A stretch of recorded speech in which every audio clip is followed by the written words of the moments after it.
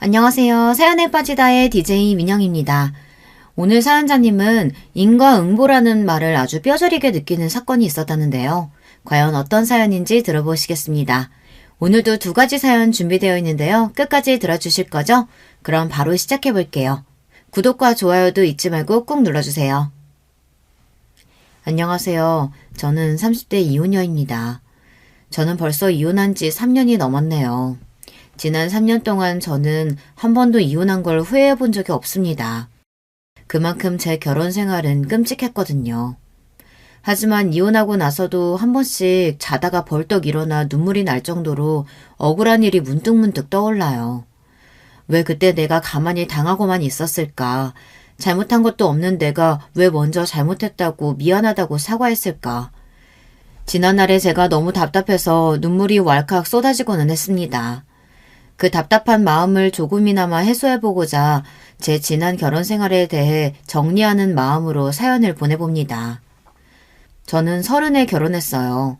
사실 그때까지도 나이만 먹었지 저는 세상 물정이라고는 잘 몰랐습니다. 그럴 수밖에 없었던 게 나이 30이 될 때까지 혼자 살아본 적도 없고 중요한 일을 스스로 결정해 본 적도 없었어요. 항상 부모님께서 만들어주시는 대로 시키는 대로 따르면서 살아왔거든요. 여기까지 들으면 나이 30에 답답하다고 할 수도 있지만 저는 하나도 불편한 게 없었어요. 부모님께서 시키는 대로 따르며 살아온 제 인생에 저는 전혀 불만이 없어요.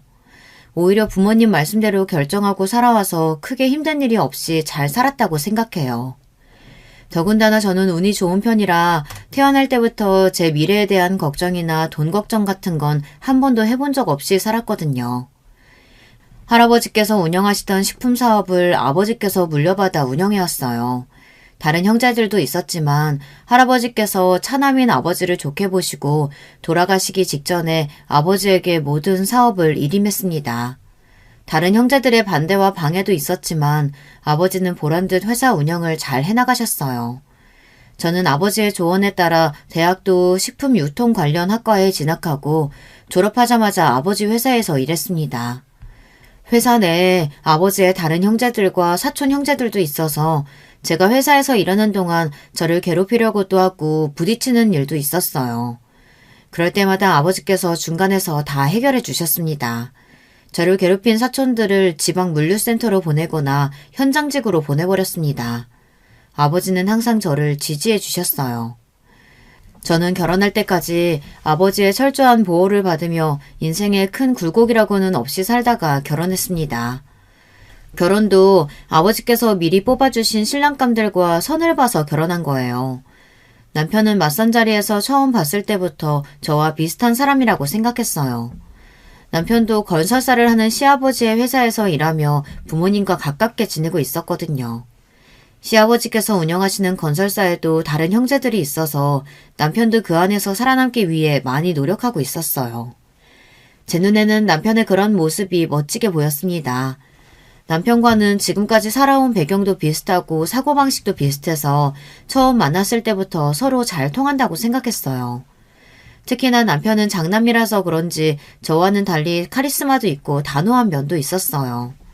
그런 면이 아버지와 비슷하게 보였습니다. 지금까지 아버지가 저를 이끌어준 대로 결혼하면 남편이 저를 잘 이끌어줄 수 있을 거라고 여겼어요. 저와 남편은 선을 보고 며칠 후 교제를 시작해서 만난 지 반년 만에 결혼 날짜를 잡았습니다. 양가에서 소개한 자리에서 만난 자리다 보니 큰 문제 없이 결혼이 척척 진행됐어요. 나의 뜻 찾겠다. 강남에 바로 들어갈 신혼집도 있겠다. 뭘 망설이니? 좋은 사람 만났을 때 바로 결혼하면 되는 거지. 시어머니는 저에게 아무것도 준비할 거 없으니 하루빨리 식부터 올리라고 하셨어요. 그래, 서로 수준도 다르고 살아온 환경도 다른 사람들이나 연애하면서 서로 알아보고 맞춰가는 거지. 우리처럼 비슷한 환경에서 비슷하게 살아온 사람들은 살다 보면 자연스럽게 다 맞춰지는 거야.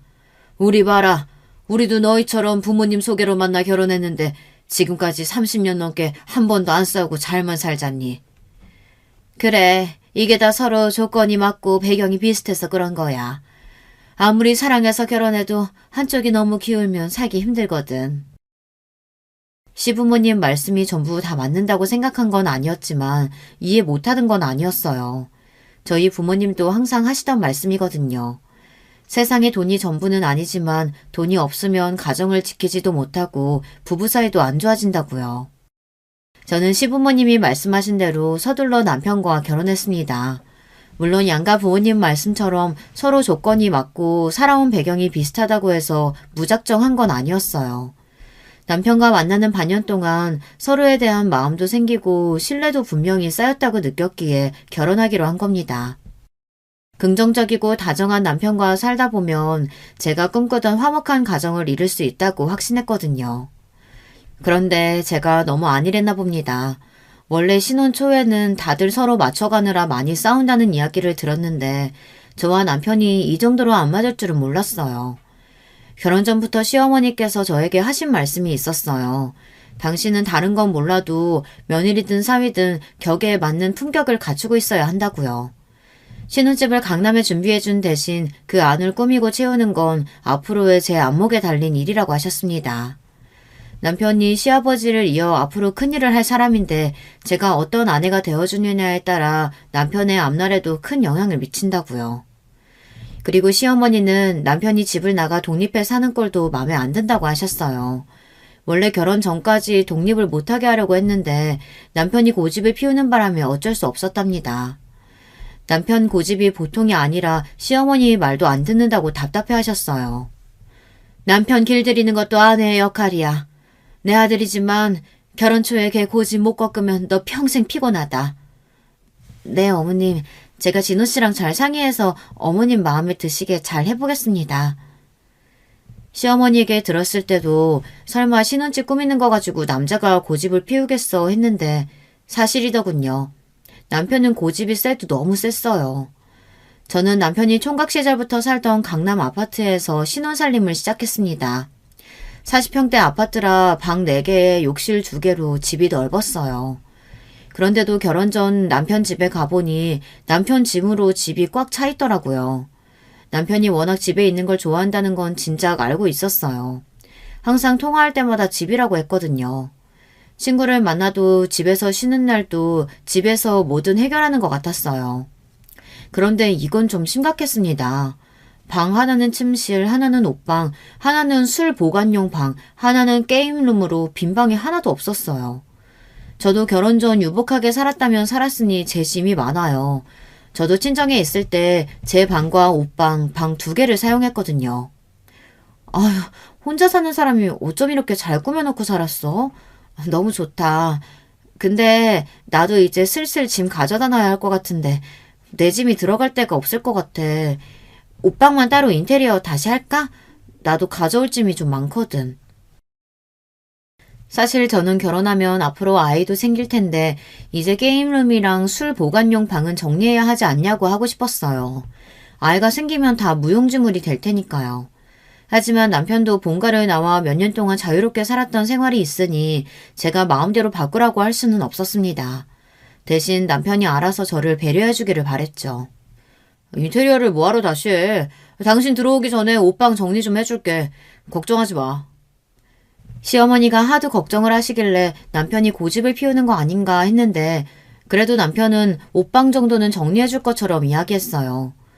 저는 결혼식 전 신혼집으로 짐을 옮기기 위해 트럭에 짐을 실어왔습니다. 전날 남편에게도 미리 말했고요.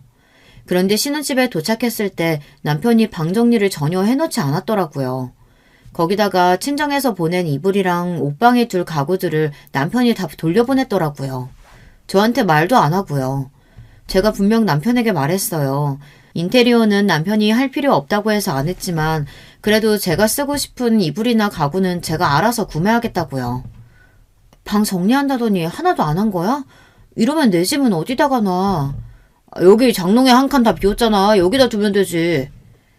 남편이 장롱을 열더니 덜렁 한 칸을 보여주는데 저는 너무 기가 막혀서 웃음이 다 나왔습니다.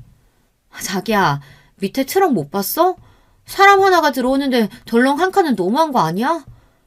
자기야말로 무슨 짐이 이렇게 많아? 당신 아무리 여유가 있어도 그렇지 지금까지 부모님 돈으로 너무 사치 부리면서 산 거 아니야? 뭐? 내가 부모님 돈으로 사치를 부려? 다 내가 일해서 번 돈으로 산 거야. 저는 순간 너무 기가 막혀서 어이가 없었습니다.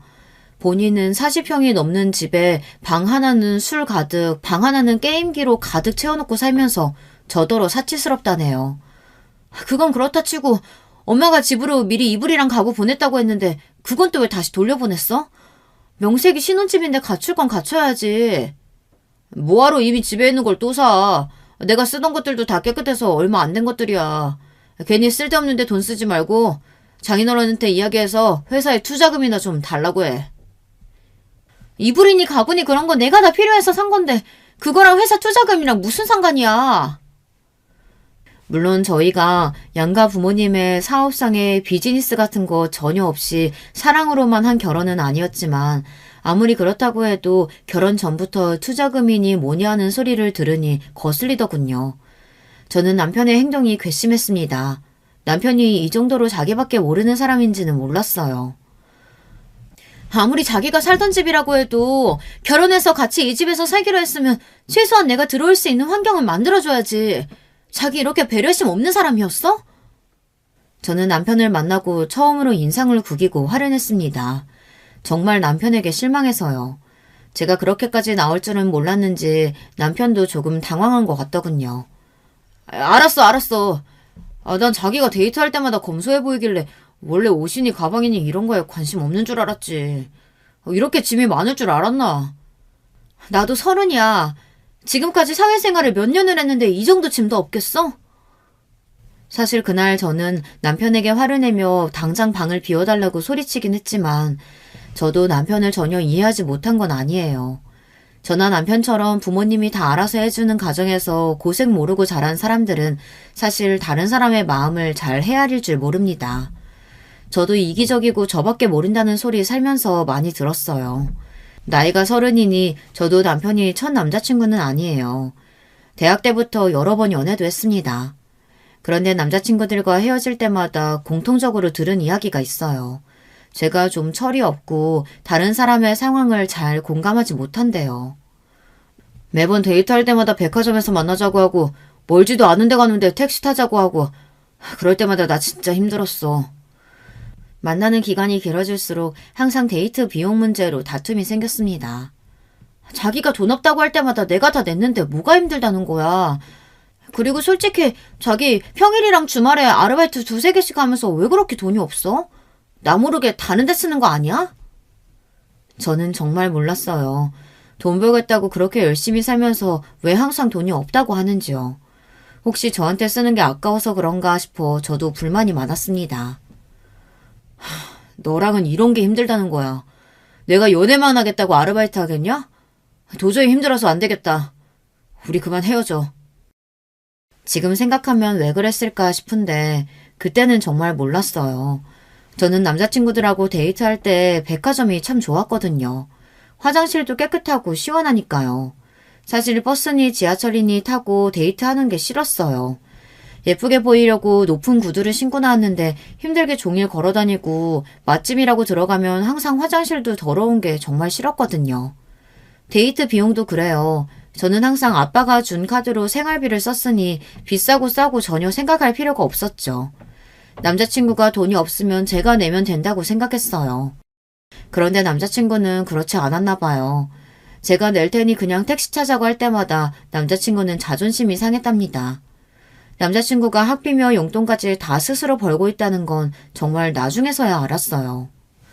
정말 좋아했던 남자친구와 헤어지고 직장 생활을 하면서 저도 많이 달라졌다고 생각했어요. 저는 백화점에서 데이트하지 않아도 괜찮았고 제 월급을 차곡차곡 모아 차를 샀거든요. 저는 택시를 타지 않아도 됐습니다. 제가 태워주면 되니까요. 그런데 이제 저도 저와 상황이 다른 남자는 만나고 싶지 않았어요. 남편과 결혼하면서 저도 알게 된 사실인데 남편과 만나 연애하면서 나는 이런 연애가 맞는 사람이구나 깨달았거든요. 속물이라고 해도 할 수 없지만 어디를 가든 뭘 먹든 데이트 비용 같은 거 걱정하지 않고 만나는 연애가 편하고 좋았습니다. 그래서 남편과 결혼한 거예요. 안정적이고 편안한 가정을 꾸리기 위해서요. 그런데 제 생각은 틀렸습니다. 결혼식을 올리고 신혼여행에 다녀올 때까지도 남편과 제가 조금 다르긴 하지만 그렇다고 살면서 문제가 될 정도로 서로 이해하지 못한다고 여겨지지는 않았어요. 살다 보면 충분히 극복할 수 있는 문제라고 생각했죠. 그런데 남편은 제가 생각한 것보다 훨씬 더 문제가 많았습니다. 집 인테리어나 방 정리하는 정도는 빙산의 일각이었습니다. 남편은 정말 자기중심적이었어요. 평일과 주말 한 주의 일정이 자기 마음대로였죠. 평일엔 퇴근하고 집에 들어오면 저녁도 먹지 않은 채 게임방에 들어갔어요.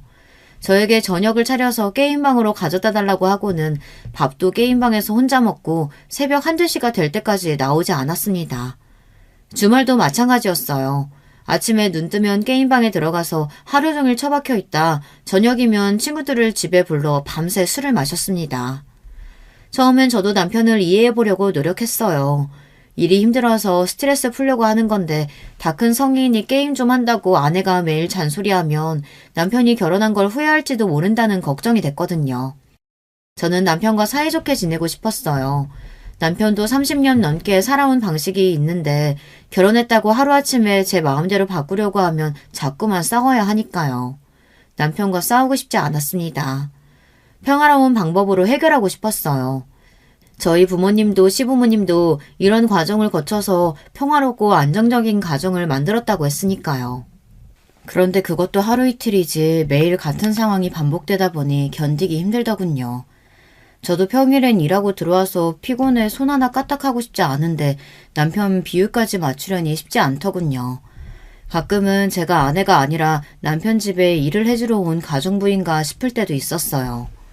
남편이 퇴근하고 돌아와서 씻고 있으면 저는 알아서 저녁상을 차려야 해요. 씻고 나온 남편이 게임방으로 들어가면 알아서 상을 가져다 주고 저는 혼자 저녁을 먹고 집안일을 해야 했습니다. 크게 빨래며 청소는 물론이고 소소한 집안일까지 모두 다 제 차지였어요. 남편은 잘 때까지 게임방에서 나올 생각을 안 했으니까요. 주말도 마찬가지였습니다. 저도 쉬는 날이면 남편과 나들이도 가고 데이트도 하고 싶은데 남편은 항상 집에서 지내기를 원했어요. 사람을 만나도 집으로 사람을 자꾸만 초대하니 주말까지 저는 음식 준비를 해야 했습니다.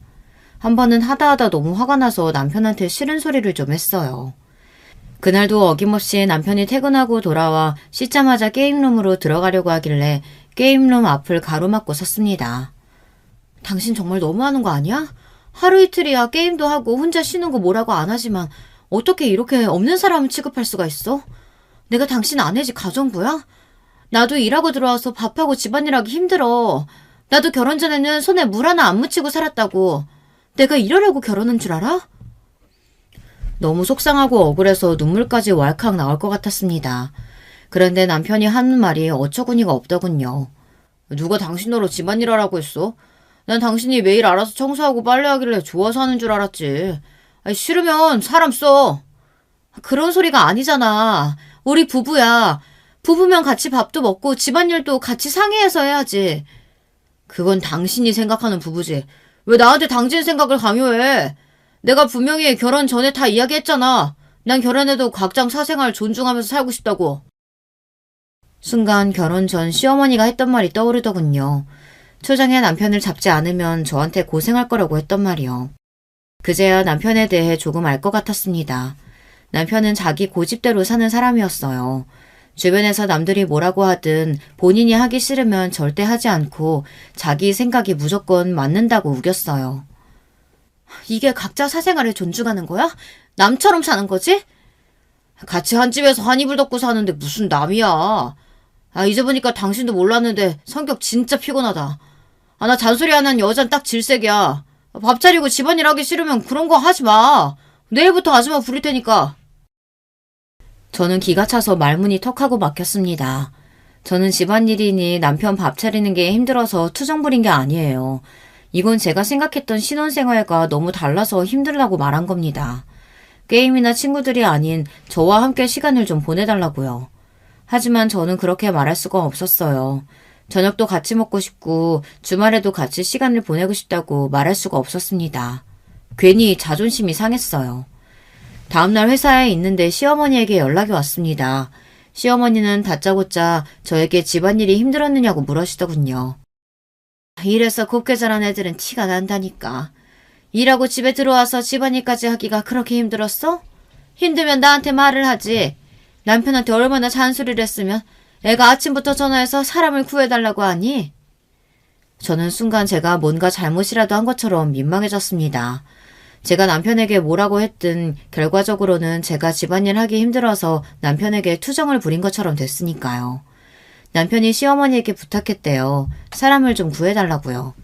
저는 연신 시어머니께 아니라고 했지만 시어머니는 제 말을 믿지 않았습니다. 됐다. 우리 사이에 뭘 그런 걸 가지고 민망해하고 그래. 밖에 나가 하는 일도 힘들 텐데 집안일까지 하기 버겁지. 우리 집에 오는 아줌마가 일도 잘하고 반찬도 잘하는 아줌마 소개했으니까 일은 잘할 거야. 시어머니와 대화를 하다 보면 항상 기분이 묘했습니다. 항상 저를 예뻐해 주신 것처럼 대해 주셨지만 묘하게 불편했어요. 그날 오후부터 집에 집안일을 도와주시는 여사님이 왔습니다. 시어머니 말씀대로 꼼꼼하시고 반찬도 맛있었어요. 그런데 문제는 남편이었습니다. 그때까지는 몰랐는데 남편의 인성에 문제가 있더라고요. 지금까지 저한테 한 거는 그나마 예의를 차린 거였어요. 집에 일하러 와주시는 여사님에게 하는 행동을 보니 문제가 있더군요. 남편은 여사님을 무슨 자기 종부리듯 했어요. 한 번은 이런 일이 있었습니다. 퇴근하고 온 남편이 어김없이 여사님께 저녁은 게임룸으로 가져다 달라고 하더군요. 저는 남편이 그럴 때마다 속으로 한심했어요. 게임이 아무리 좋아도 그렇지 30이 넘은 남자가 게임이나 하겠다고 방으로 밥을 가져다 달라는 게 어이가 없었으니까요. 그런데 잠시 뒤 아줌마가 방에 들어가자마자 남편이 소리를 지르는 소리가 들렸어요. 아, 아줌마! 지금 뭐 하는 거예요? 이게 얼마짜린 줄 알아요? 남편 목소리가 얼마나 큰지 저도 놀라서 방으로 들어갔습니다. 그런데 여사님께서 실수로 쟁반을 들고 들어가다가 넘어져서 남편이 제일 아끼는 콘솔 게임 위로 넘어졌더라고요. 저는 놀라서 바닥에 넘어진 여사님을 일으켜 세웠습니다. 뜨거운 국도 있었는데 행여나 되지는 않으셨나 걱정돼서요. 제가 연신 괜찮냐고 묻는데도 여사님은 괜찮다고 다치지 않았다고 하셨어요. 그때였어요. 남편은 넘어진 여사님은 신경도 쓰지 않고 바닥에 있는 게임기들을 들어 이리저리 확인했습니다. 그러더니 한다는 소리가 가관이었어요. 아, 미치겠네. 기계 안으로 반찬 국물 다 들어가서 이거 망가진 거 아니야? 남편의 말에 당황한 여사님께서 어쩔 줄 몰라 하시는 모습을 보니 저까지 다 화가 났습니다. 아무리 본인이 아끼는 물건이라도 그렇지 사람이 뜨거운 음식을 들고 있다 넘어졌는데 저런 소리를 하는 게 정상인가 싶었어요. 그러게 밥을 식탁에서 먹어야지 왜 매일 힘들게 하고 갖다 달라고 해서 이 사다를 만들어. 아니에요, 사모님. 제가 부지하게 굴어서 실수한 건데요. 사장님 죄송합니다. 제가 게임기는 변상하겠습니다. 저는 남편 하는 짓이 꼴 같지 않아서 잔뜩 인상을 구겼습니다. 그런데도 남편은 아랑곳하지 않았어요. 오히려 더 망나니 짓을 했습니다. 아줌마, 이 게임기가 얼마짜린 줄이나 알아요? 아줌마 한 달 월급을 다 변상해도 못 사는 거야. 여보, 제발 그만 좀 해. 나까지 창피해서 얼굴을 들 수가 없다. 여사님 죄송해요. 오늘은 그만 돌아가셔서 좀 쉬시고 제가 연락드릴게요. 저는 참다 못해 성질이 나서 남편에게 소리를 질렀습니다. 그리고는 여사님을 돌려보냈어요. 저는 사실 처음부터 집안일을 도와주시는 여사님을 고용하는 게 내키지 않았어요. 친정에 있을 때도 집이 넓어서 살림이 많기는 했지만 어머님께서는 집안에 모르는 사람이 왔다 갔다 하는 게 불편하다고 하시며 한 번도 사람을 쓰신 적이 없었거든요. 그래서인지 저도 저보다 연세도 많은 분이 저 대신 집안일을 해주시는 게 마음이 불편했어요. 더군다나 여사님께서 저나 남편에게 사모님, 사장님이라고 부르는 것도 너무 싫었어요. 그래서 여사님께 그냥 이름 부르시라고도 이야기했습니다. 그런데 여사님 말씀이 시어머니께서 고용하실 때 호칭을 사모님, 사장님으로 하라고 하셨다고 하더라고요. 저는 매번 들을 때마다 불편했지만 시어머니께서 시키신 일이라고 하니 불편해도 참고 넘겼어요. 그런데 남편이 도가 지나치게 구는 일까지는 도저히 참아줄 수가 없었습니다. 얼마 전에 남편이 본인 속옷은 꼭 손빨래를 해달라고 여사님께 요구했을 때도 어이가 없어서 제가 왜 그러냐고 한 소리 했었는데 그때 남편이 저에게 콧방귀를 끼며 이야기하더라고요. 당신은 사람 부려본 적 없어서 모르나 본데 내 돈 받고 일하는 사람한테는 내가 원하는 걸 명확하게 이야기해줘야 상대방도 편한 거야. 남편은 언제나 본인 말이 옳다고 했어요. 남의 말은 아예 들으려고 하지 않았습니다. 더군다나 남편은 속도 좁고 뒤끝도 있었어요. 그날 반찬이 흘러들어간 게임기는 결국 망가져서 남편이 수리를 맡겼습니다. 새로 사야 할 정도는 아니었어요. 그런데 남편은 여사님 때문에 멀쩡했던 게임기를 수리 맡겼다는 사실이 짜증이 났나 봐요. 그날부터 유치하게 여사님을 괴롭혔습니다. 밥을 차려주시면 반찬이 짜네, 국이 싱겁네 투덜거렸고 여사님이 청소하거나 정리해둔 방식이 마음에 안 든다면서 자꾸만 여사님에게 훈계를 했어요. 남편은 가만 보면 나이를 헛먹은 것 같아요. 겉으로 보기만 성인이지 속은 아직 18살 어린애 같았습니다. 그러던 어느 날이었습니다. 결국은 여사님께서 일을 그만뒀어요. 남편이 선을 넘었거든요. 하루는 시어머니께서 집에 놀러 왔어요. 잠시 우리 집 근처에 약속이 있어서 오셨다가 저를 주신다고 옷을 사오셨더라고요. 옷은 비싼 명품이었습니다. 저는 부담스러워서 무슨 날도 아닌데 왜 이렇게 비싼 선물을 주시냐고 물었어요. 그러자 시어머니께서 하시는 말씀이 또 미묘하게 불편하더라고요. 네가 다른 건 다 괜찮은데 영 옷을 잘 못 입더라. 물론 사돈댁이 워낙에 검소해서 옛날부터 소박하게 사셨다는 거야 잘 알지만 이제는 우리 집 며느리인데 네 남편을 봐서라도 잘하고 다녀야지. 저는 순간 얼굴이 붉어졌습니다. 같은 말이라도 그냥 제가 생각나서 사셨다고 하면 되는데 꼭 집어 제가 평소에 옷을 잘 못 입었다고 하니 무안하더라고요. 그런 제 마음을 알 리 없는 시어머니는 자꾸만 저에게 옷을 입어보라고 하셨습니다. 그런데 그때였어요. 마침 설거지를 하고 있던 여사님에게 남편이 하지 않았으면 좋을 말을 했어요. 어머니 말씀이 맞아. 당신이 워낙 소탈해서 없는 사람들하고도 잘 어울리고 있는 티 안 내는 건 아는데 이제 내 수준에 맞춰야지.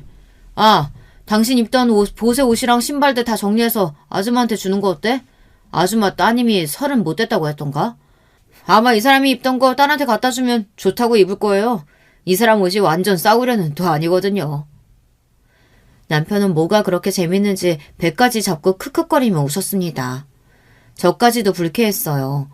저는 미간을 구기며 남편에게 한 소리 하려 했습니다. 그런데 그 순간 지금까지 잘 참고 있던 여사님께서 폭발하고 말았어요. 아휴, 내가 웬만하면 몇 푼이라도 벌어보겠다고 좀 참아보려고 했는데 더는 안 되겠네. 이런 싸가지 없는 자식아. 네가 뭔데 내 딸까지 무시하고 난리야. 내 딸도 샤넬 가방도 입고 루이비통 옷도 입거든? 여사님은 손에 끼고 있던 고무장갑을 벗어 남편의 면상에 집어던졌습니다. 남편의 얼굴에 비눗물이 잔뜩 튀었어요. 그 모습을 보는데 저까지 다 속이 시원하더라고요. 어머, 이 아줌마가 지금 뭐 하는 거야? 어디 감히 내 아들 얼굴에 고무장갑을 던져? 반면 시어머니는 난리가 나셨습니다. 어디 감히 내 아들 얼굴에 고무장갑을 던지냐고 노발대발했습니다. 당신 아들은 뭐가 특별해서 고무장갑을 좀 맞으면 안 돼요? 잘못하면 맞기도 하는 거지. 그러게 아들 새끼를 왜 저 따위로 키웠어? 여사님은 다시는 부르지 말라고 소리를 지르고는 집을 나가버리셨어요. 태어나 처음으로 맞아봤다는 남편은 놀라서 그 자리에 선 채로 어안이 벙벙해 보이더군요. 시어머니는 그런 남편에게 다가가 괜찮냐고 계속 물었어요. 이 옆에는 어디 사람이 없어서 저런 여자를 소개해준 거야. 아유 속상해. 우리 아들 괜찮아? 얘 새아가 너는 뭘 멀뚱하게 보고만 있어. 얼른 가서 수건 가지고 와. 시어머니는 무슨 큰일이라도 난 것처럼 노발대발했어요. 여사님 말 틀린 거 하나 없었습니다. 아들을 저렇게 오냐오냐 키웠으니 이런 일도 당한 거죠.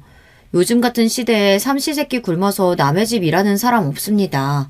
무슨 일을 하든지 자식에게 손 안 벌리고 당당하게 살려고 다들 열심히 살아요. 그런 사람한테 자식까지 들먹이며 개소리를 해대니 얼굴에 고무장갑을 맞죠. 남편은 맞아도 쌉니다. 이래서 내 돈 주고 부리는 사람한테는 잘해주면 안 되는 거라니까. 저렇게 자기 주제를 모르고 선을 넘어요. 시어머니는 남편이 했던 말과 똑같이 해댔어요. 도대체 선을 넘은 게 누군데 누구더러 선을 넘었다고 하는지 모르겠더군요. 이래서 가정교육이 중요하다는 말이 있나 봅니다. 시간이 지날수록 제가 몰랐던 남편의 다른 모습을 보고 나니 저도 모르게 자꾸만 남편에게 정이 떨어지더군요. 그러던 중 말도 안 되는 일이 벌어졌어요. 아버지 회사에 일이 생겨서 문제가 생겼습니다. 큰아빠가 아버지에게서 경영권을 뺏어오려고 말도 안 되는 누명을 씌웠어요. 아버지가 투자한 적 없는 회사에 아버지가 투자했다는 도장이 찍혀 있었습니다. 그리고 그 회사에 투자한 비용이 아버지의 비자금이라는 말도 안 되는 증거가 나왔어요. 그래서 하루아침에 아버지가 회사에서 쫓겨나게 생겼습니다. 이미 큰아버지가 손을 써둬서 회사 안에 아버지 편은 아무도 없었습니다. 저는 정신이 하나도 없었어요. 저라도 아버지의 누명을 벗기기 위해 노력했지만 저도 할 수 있는 일은 없었어요. 제가 친정일로 바쁘다 보니 자연스레 남편에게 아버지 회사 일을 이야기했어요. 그러면서 남편에게 도움을 청했습니다.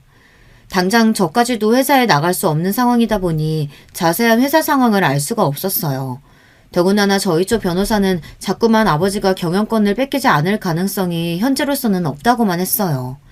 그래서 저는 남편에게 부탁을 좀 했습니다. 남편의 회사 쪽 변호사한테 일을 알아봐달라고 했어요.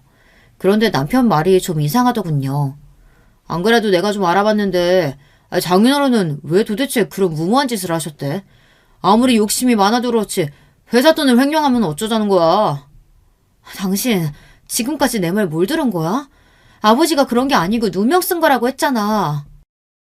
남편은 제 말이 아니라 다른 사람들이 하는 말을 믿었어요. 그거야 당신 생각이지. 회사가 장난도 아니고 증거가 이렇게 확실한데 아니라고 잡아댄다고 누가 믿겠어. 더군다나 당신네 변호사까지 소송해도 어려울 거라고 했다면서. 그 순간 저는 절망했습니다. 제가 남편과 결혼해서 가족이 된 건 안정적인 가정을 이루고 행복하게 살기 위해서였어요. 서로 다르고 이해하지 못하는 부분이 있어도 힘들고 아플 때 한편이 되어줄 배우자라고 믿었기 때문에 결혼한 거예요. 그런데 제가 사람을 잘못 봐도 한참을 잘못 봤습니다. 남편은 제 편이 되어 저를 도와줄 생각이 없었어요. 거기다가 그날 이후 남편의 태도는 더 저를 화나게 했습니다. 남편이 저를 무시하기 시작했어요. 예전에 집안일을 해주러 오셨던 여사님께 하듯이 저를 대했어요. 당신 세탁소에서 내 옷 안 찾아놨어? 집에서 노는 사람이 도대체 뭐 하는 거야? 이래서 가족교육이 중요하다고 하는 거라니까. 남의 돈 거저 먹으려고 하잖아. 저는 순간 제 두 귀를 의심했습니다.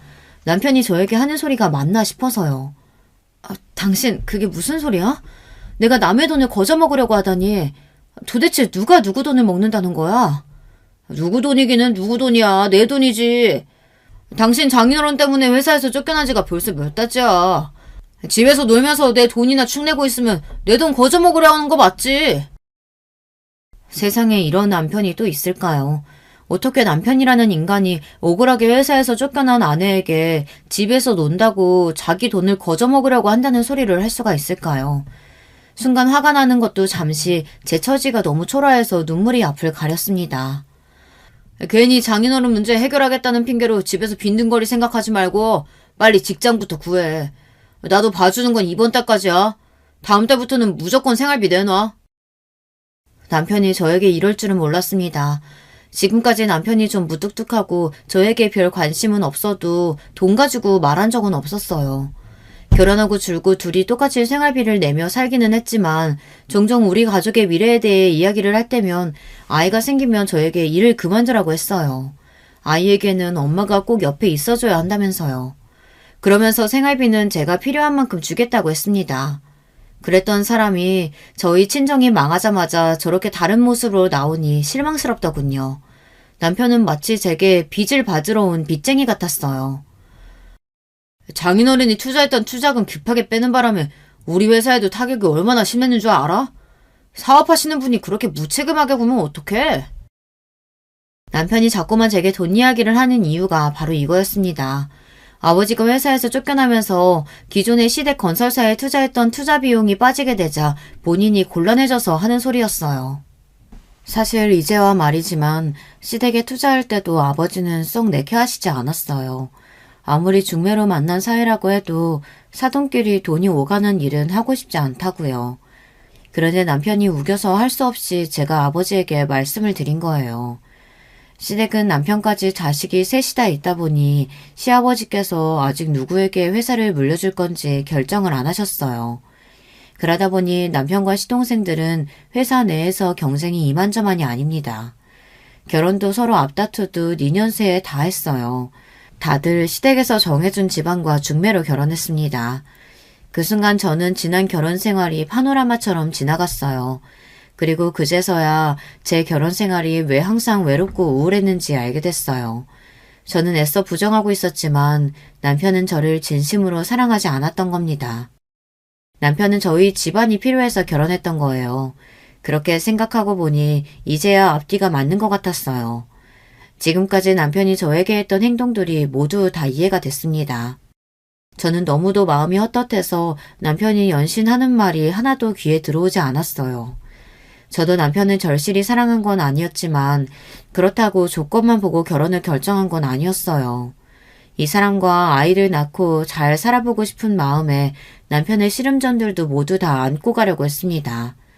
그런데 남편은 아니었어요. 사업이 망해버린 저희 친정이나 저 같은 아내는 귀찮고 필요 없는 것 같았죠. 그러던 중 며칠 뒤 저에게 더 황당한 일이 벌어졌습니다.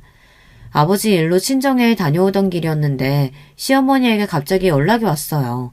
당장 시댁으로 오라는 연락이었습니다. 저는 긴장되는 마음으로 시댁으로 갔습니다. 그런데 제 느낌이 맞았습니다.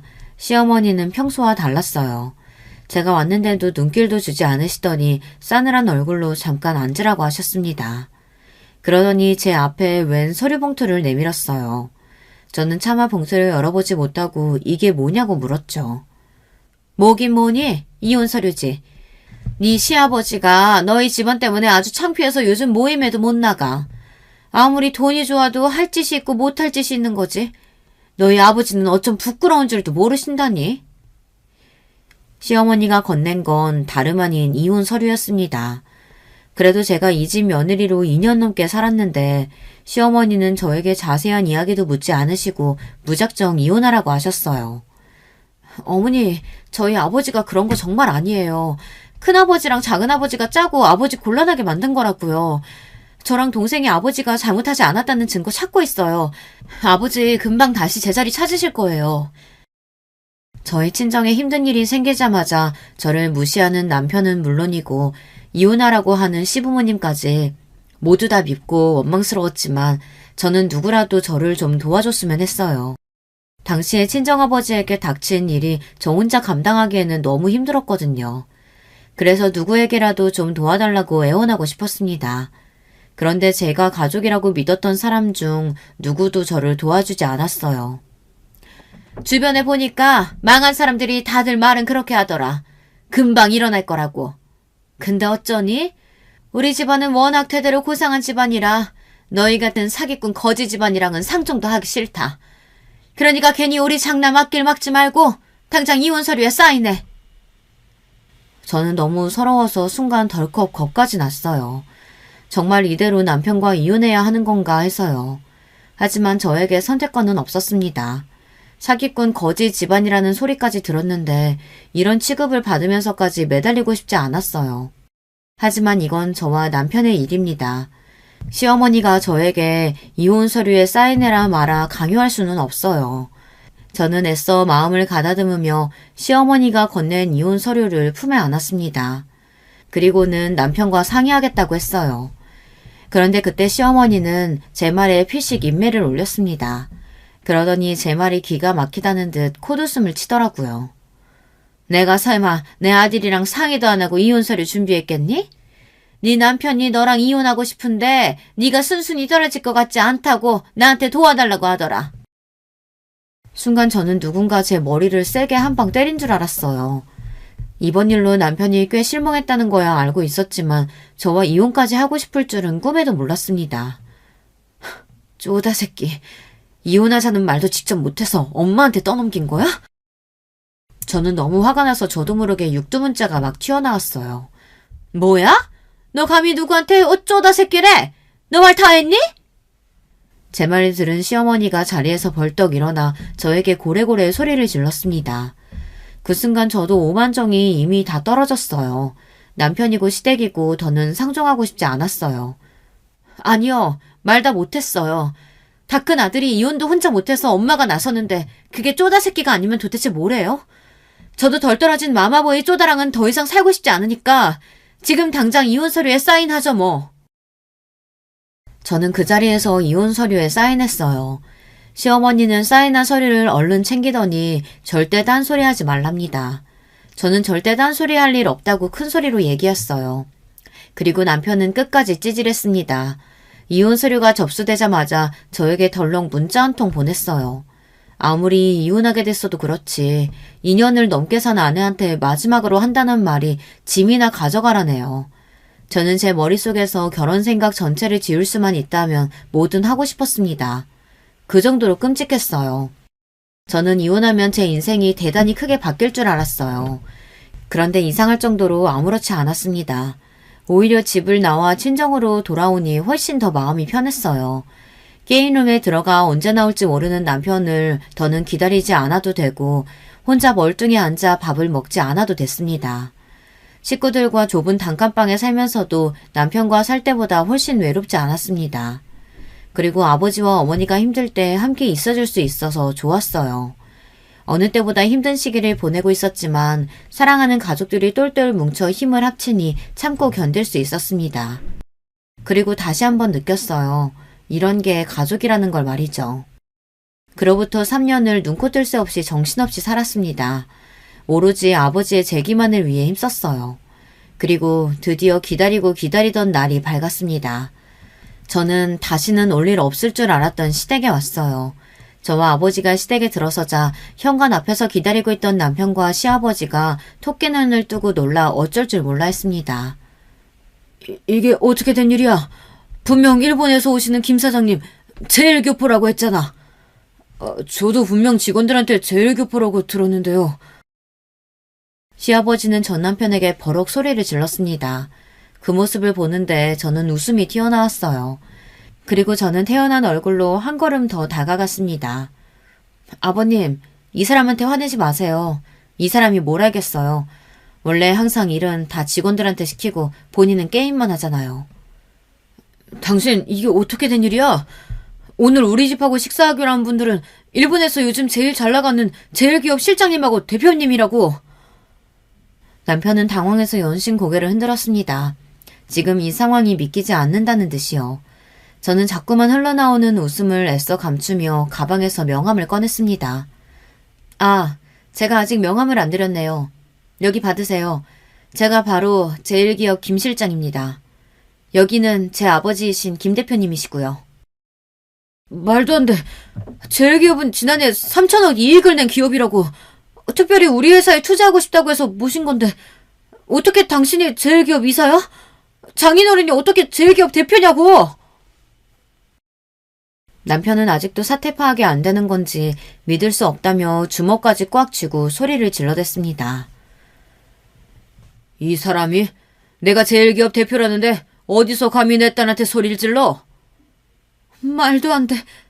어떻게 이런 일이... 시어머니는 너무 당황한 나머지 비틀거리기까지 했습니다. 하긴 그럴만하죠. 저한테 한 짓이 있는데 얼마나 놀랐겠어요. 너희 자식, 이거 어떻게 된 일이냐? 너희 장인 쫄딱 망했다고 다시는 제기 못한다고 그랬잖아. 아버지도 장인어른 절대 제기 못한다고 하셨잖아요. 이제 와서 왜 저한테 그러세요? 시아버지와 남편은 서로의 탓을 하느라 바빴습니다. 어허, 듣던 대로 매너가 없는 사람들이네. 사람 불러놓고 언제까지 현관에 세워두는 거야? 우리한테 투자 받고 싶지 않은가 보지? 아닙니다, 장인어른. 저희 이번 투자 어그러지면 정말 힘들어져요. 제발 예정을 생각해서라도 한 번만 도와주십시오. 남편은 그제야 정신이 드는 건지 급하게 허리를 90도로 숙이며 사정을 했습니다. 그 모습을 보는데 어찌나 통쾌하던지 웃음을 참을 수가 없었어요. 시댁에 들어가 식사를 하는 동안에도 거의 손만 안 빌었다 뿐이지 저와 아버지의 눈치를 보느라 밥도 제대로 먹지를 못하더군요. 시부모님도 마찬가지였고요. 이게 다 어떻게 된 일이냐고요. 저와 아버지는 억울한 누명을 쓰고 회사에서 쫓겨난 뒤로 어떻게든 다시 복귀하기 위해 아버지가 누명을 썼다는 증거를 찾아다녔어요. 그러던 중 아버지와 30년 넘게 근무했던 임원 중 한 분의 양심 고백으로 아버지는 누명을 벗을 수 있었습니다. 아버지는 곧바로 대표직에 돌아갈 수 있었지만 그렇게 하지 않고 다른 계획을 세웠어요. 철저히 저의 복수를 위해서요. 그 망할 놈의 집구석, 코딱지만한 건설사 누구 덕분에 먹고 살게 해줬는데 감히 내 딸을 쫓아내? 내가 절대 가만 안 둬. 내가 다 부숴버릴 거야. 형제들에게 배신당한 것도 모자라 저까지 이혼당했으니 친정아버지의 분노는 극에 달했습니다. 아버지는 끓어오르는 분노를 오로지 성공을 위해 모두 쏟아부었습니다. 아버지는 예전부터 목표로 하고 있었던 일본 편의점 시장에 진출했어요. 일본의 유명 편의점 기업에 투자해서 큰 이익을 냈습니다. 그리고 곧바로 한국에서 판매하던 인기 메뉴들을 출시해 연달아 대박을 거뒀어요. 일본까지 진출해 큰 성공을 이루자마자 아버지는 저의 전 시아버지의 건설사에 연락을 취했습니다. 일본에서 잘 나가는 기업이 투자 의지를 보인다고 슬쩍 흘렸어요. 그리고 기업 대표가 제1교포라는 소문도 냈습니다. 코로나로 건설사들이 다들 힘들어하고 있다는 걸 알고 있었기 때문에 남편과 시아버지가 저희의 제안을 바로 받아들일 줄 알고 있었죠. 역시나 저희의 계획은 성공이었습니다. 시부모님과 남편의 눈물 나는 노력과 애원에 아버지는 투자하겠다고 약속하고 시댁을 나섰어요. 사실 여기까지도 모두 다 아버지와 저의 계획이었습니다. 저와 아버지는 지난 3년간 피나는 노력으로 재기하면서도 시아버지의 회사를 잊지 않고 감시하고 있었어요. 시아버지가 운영하는 건설사의 약점과 비리를 미리 파악하고 있었습니다. 그렇게 해서 시아버지의 건설사에 접근해 투자를 약속하고 시아버지와 남편이 그 투자금으로 여기저기 사업을 벌이며 곧바로 비밀을 빌미로 투자금을 회수할 생각이었어요. 그러면 시아버지의 회사가 부도가 나는 건 시간 문제니까요. 곧 아버지께서 시아버지를 만나 투자 계획을 이야기하겠다고 하셨습니다. 저는 사실 고민이 됩니다. 그깟 돈 때문에 저를 무시하고 내쫓았던 남편도 밉고 시부모님도 미워요. 마음 같아서는 복수하고 싶습니다. 하지만 시아버지께서 평생을 일궈낸 회사를 망하게 하면서까지 복수하는 게 맞나 싶어요. 저희 아버지께서 평생을 바친 회사를 잃고 힘들어하시는 모습을 바로 옆에서 지켜봤는데 그런 짓을 제가 하는 게 옳은 일인가 아직 확신이 서질 않습니다. 그렇게 되면 제가 아버지를 큰아버지나 작은아버지 같은 사람으로 만드는 거니까요. 아버지에게 아직 말씀을 드리진 못했지만 저는 아직 결정하지 못했습니다. 그래서 이렇게 사연까지 보내게 됐어요. 여러분들이라면 어떻게 하시겠습니까? 복수를 위해 기꺼이 불구덩이라도 뛰어드는 게 맞는 걸까요? 그게 아니라면 지금이라도 여기서 멈춰야 할까요? 여러분의 생각을 댓글로 남겨주시면 하나하나 읽어보고 참고하도록 하겠습니다. 지금까지 저의 이야기를 끝까지 들어주셔서 감사합니다. 여러분의 가정에는 언제나 좋은 일만 가득하시길 바랄게요. 여러분, 두 번째 사연 시작하기 전에 좋아요, 구독 꼭 눌러주실 거죠? 그럼 두 번째 사연 바로 시작합니다. 안녕하세요. 저는 서울에서 사업체를 운영하고 있는 머지않아 집 천명의 나이가 되는 싱글녀입니다. 여러분, 살면서 천륜이란 말을 한 번씩 들어보셨죠? 사전에서는 천륜을 부모, 형제 사이에서 마땅히 지켜야 할 도리, 혹은 부모와 자식 간의 하늘의 인연으로 정하여져 있는 사회적 관계나 혈연적 관계라고 정의하고 있습니다. 저는 현재 성공한 여성 사업가지만 천륜을 저버린 죄로 평생을 고통 가운데 살아왔습니다. 제가 무슨 얘기를 하려는지 궁금하시다고요? 지금부터 그 얘기를 들려드리겠습니다. 저는 강남 개발이 한창이던 1970년대에 서울의 한 부잣집에서 태어났습니다. 아버지는 건설업에 종사하셨는데 제가 태어날 즈음만 해도 군소업체였던 아버지 회사는 70년대 한국 건설회사의 본격적인 중동 진출과 강남 개발 등 여러 호재에 편승을 하면서 사세를 크게 확장했습니다. 아버지는 제가 태어나고부터 일이 술술 풀린다며 제가 복덩이라고 자라는 내내 저를 얼마나 이뻐하셨는지 몰라요. 어릴 적 저는 말 그대로 공주님이었습니다. 집안에서 일하시는 분들서부터 해서 학교에 가면 선생님과 남학생들까지 모두가 다 저를 공주님으로 떠받들어 모셨습니다. 부잣집 딸내미에다 엄마를 닮아 큰 눈에 오똑한 꼴을 쏙 빼닮은 제 예쁜 외모는 누가 봐도 공주님 그 자체였습니다. 그렇게 아버지와 엄마에서부터 해서 주변에 모두가 이쁘다 이쁘다 해줘서 그랬는지 제 인성은 솔직히 바르게 자라지 못했습니다. 어린 마음에 솔직히 제가 뭐라도 된 줄 알았어요. 그렇게 저는 초등학교 내내 이쁨을 받았고 중학교에 올라가 좀 더 여성미를 갖췄을 때는 심심하면 남자친구를 갈아타며 그 동네 여왕으로 군림했습니다. 그 과정에서 학생이 하지 말아야 할 부적절한 행동도 많이 했습니다. 중학교에 올라가면서 질이 안 좋은 친구들과 어울리며 술, 담배를 배웠고 남자 경험도 굉장히 이른 나이에 했습니다. 그렇게 마음대로 살고 싶은 대로 마구 엇나갔습니다.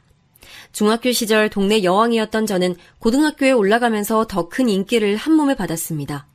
그 동네를 넘어서 아예 그 학군 전체에서 가장 유명한 얼짱으로 소문이 났습니다. 길 가다가 연예기획사 명함도 수도 없이 받았고 소위 제 팬클럽이라고 불리는 남학생 부대가 항상 하굣길에 저를 쫓아다녔습니다. 그 와중에 중학교 때 그랬던 것처럼 저는 심심하면 남자친구를 갈아탔고 양다리에 삼다리를 걸치기도 했죠. 그러다 들켜도 저는 제 잘못을 사과하긴커녕 오히려 뻔뻔하게 내가 니들 만나준 걸 영광으로 알려는 식의 태도를 보이며 여러 남학생들에게 상처를 줬죠. 지금 와서 생각해보면 사업이 바쁘다는 핑계로 늘 집을 비우는 아버지와 그런 아버지를 내조한다며 귀부인들 체면치레하는 사교 모임에만 정신이 팔려있던 엄마 사이에서 학창시절을 보내면서 제 마음이 많이 허전하고 외로웠던 것 같아요. 겉보기에만 행복해 보이는 저희 집 모습과는 다르게 부모님으로부터 받는 부잣집 딸내미로서 갖춰야 할 교양과 성숙함에 대한 압박은 제 숨을 턱턱 막히게 했습니다.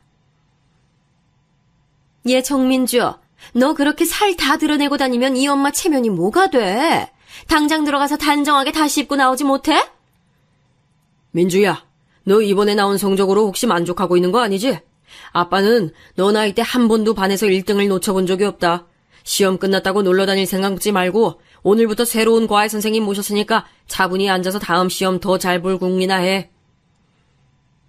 이렇게 땡땡건설 정사장댁 외동딸이라면 마땅히 갖춰야 할 모습들에 대한 압박이 저를 자라는 내내 늘 짓눌러 왔습니다. 그래서 제가 뭘 해도 예쁘다고 해주고 저의 말 한마디 한마디에 쩔쩔매는 남학생들의 모습을 보면서 어긋난 제 애정결핍을 채워갔던 것 같아요. 정말 많이 후회가 되고 제게 상처받았던 남학생들에게 미안해집니다. 그렇게 저의 탈선과 물러남이 점점 더 심해질 무렵 그런 저에게 벌이라도 내리듯 인생에서 다시는 겪고 싶지 않을 큰 시련이 닥칩니다. 늘 제때 하던 생리를 하지 않자 조금 이상하다 싶었는데 워낙 무신경하고 제멋대로 살았던 터라 그때는 대수롭지 않게 넘어갔습니다. 그런데 간만에 부모님이 다 모인 저녁 식사 자리에서 심상찮은 조짐이 보였습니다. 얘 민주야, 너 왜 갑자기 헛구역질을 하고 그래? 속이 안 좋아? 몰라 엄마. 갑자기 왜 이러지? 처음 헛구역질을 할 때는 메스꺼림에 정신을 가누느라 여념이 없었는데 헛구역질이 가라앉고 나자 문득 불길한 생각이 스쳐 지나갔습니다. 혹시... 그 시절에는 지금처럼 임신 테스트기가 활발하게 상용화되던 시기가 아니었습니다. 너무나 무서웠던 저는 친한 친구를 한 명 붙잡고 산부인과로 달려가서 진료를 받았는데 아니나 다를까. 임신입니다. 이 정도면 생리도 멈췄을 거고 입덧이나 피로감 같은 꽤 여러 조짐이 보였을 텐데 늦게 찾아오셨네요. 정말이지 청천벽력 같은 소리였습니다. 그 순간에는 정말 다음 행동을 어떻게 해야 할지 아무런 생각도 들지 않았습니다. 고등학생이 임신이라니 체면을 목숨보다 더 중시했던 부모님이 알면 아무리 귀한 외동딸이어도 부모님 손에 죽을 것이라는 생각이 들었습니다. 저는 그때 당시 만나던 남자친구를 찾아가 자초지종을 설명했습니다. 그런데 제 임신 소식을 들은 남자친구의 반응이 지금도 잊혀지지 않습니다. 야, 내가 애 아빠인지 어떻게 알아? 너 걸레인 거 온 동네가 다 아는데 막말로 내가 애 아빠라는 증거 있어? 뭐? 야, 이 나쁜 새끼야. 지금 그게 할 말이야?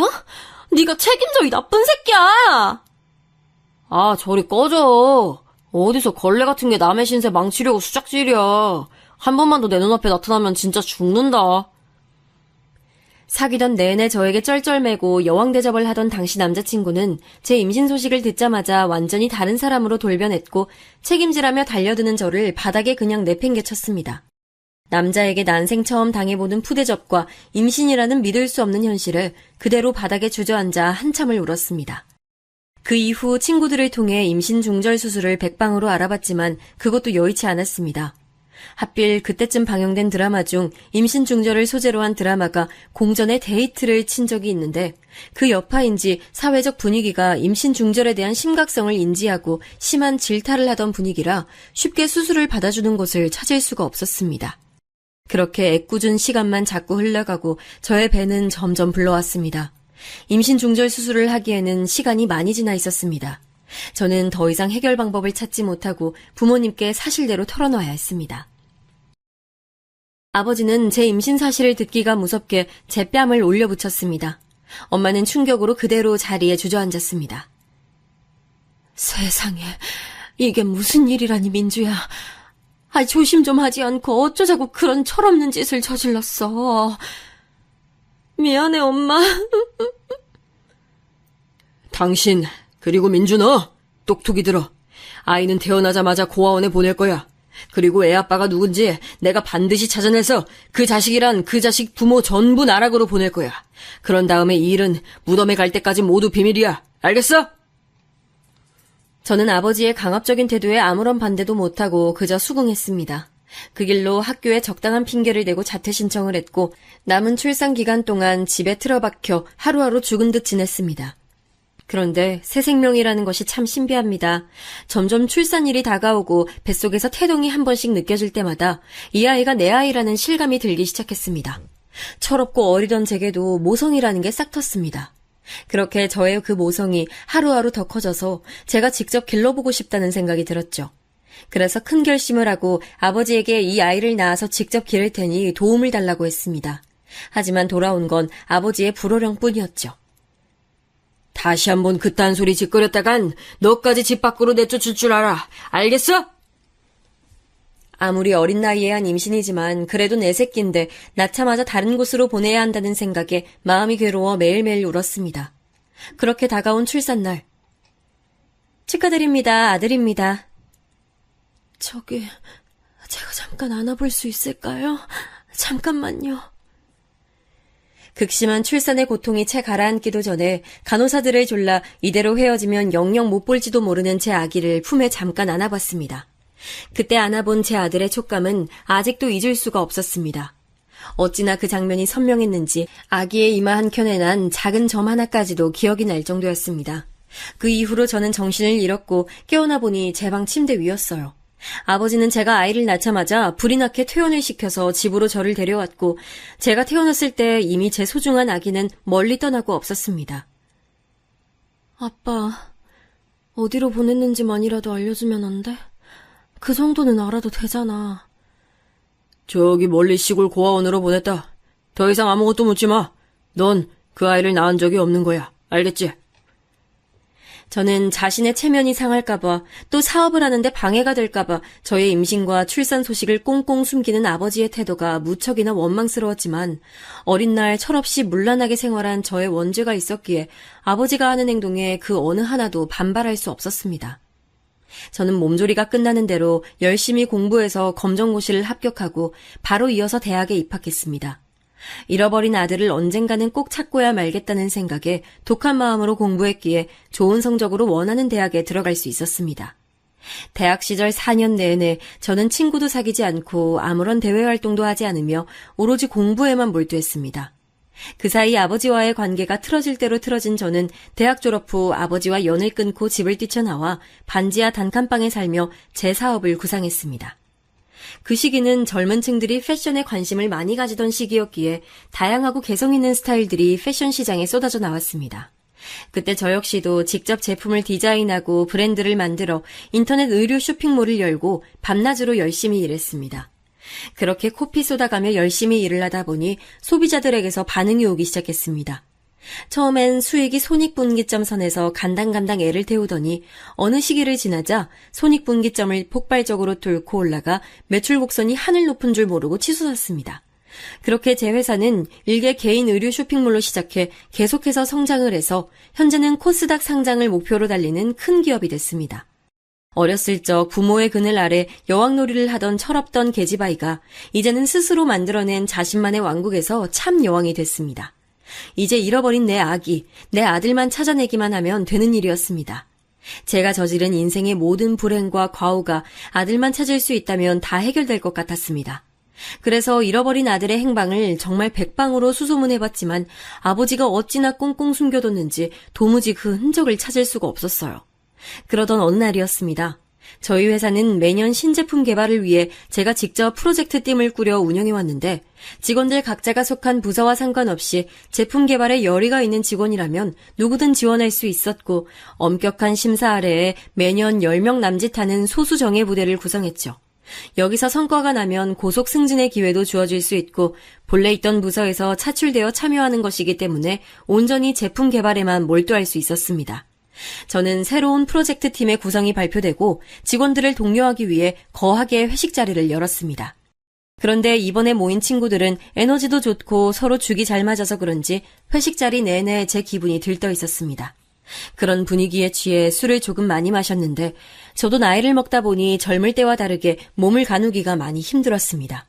잠시 몸을 일으켜 화장실을 가려는데 갑자기 어지러워서 호우적대다가 그만 넘어질 뻔하다가 겨우 자세를 바로잡았습니다. 대표님, 괜찮으세요? 그만 들어가셔야 하는 거 아니에요? 제가 차까지 모셔다 드릴까요? 아니 괜찮아요. 간만에 기분이 좋아서 너무 많이 마셨나 봐요. 그런데 명수 씨라고 했죠? 작년에 입사하셨다고요? 이번에 제출한 포트폴리오 잘 봤어요. 아주 감각이 남다르던데요?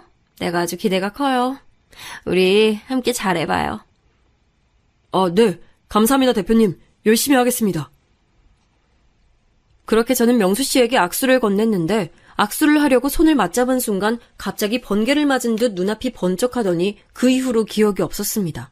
다시 눈을 떴을 때는 응급실 침대 위였어요. 대표님, 괜찮으세요? 대표님! 멀리서 희미하게 들려오는 명수 씨 목소리와 함께 저는 희미하게 눈을 떴습니다. 환자분, 정신이 좀 드세요? 여기가 어디죠? 제가 왜 여기... 보니까 그동안 많이 과로하신 것 같은데 그 상태에서 과음을 하셨어요. 직원분이 바로 병원으로 모시고 오셨기에 망정이지 혼자 계셨으면 위험할 뻔했어요. 그랬군요. 고마워요, 명수씨.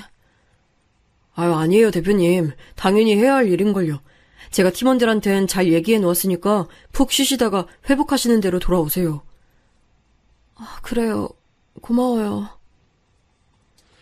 아무리 피로가 누적됐다지만 술을 먹고 이렇게까지 쓰러진 적은 없었는데 왜 하필 명수 씨와 악수를 한 순간 그렇게 됐는지 의문이었지만 신제품 개발을 앞두고 있던 터라 그냥 대수롭지 않게 지나갔습니다. 저희 회사는 본격적인 제품 개발 시즌이 들어가면 유례없는 강행군이 시작됩니다.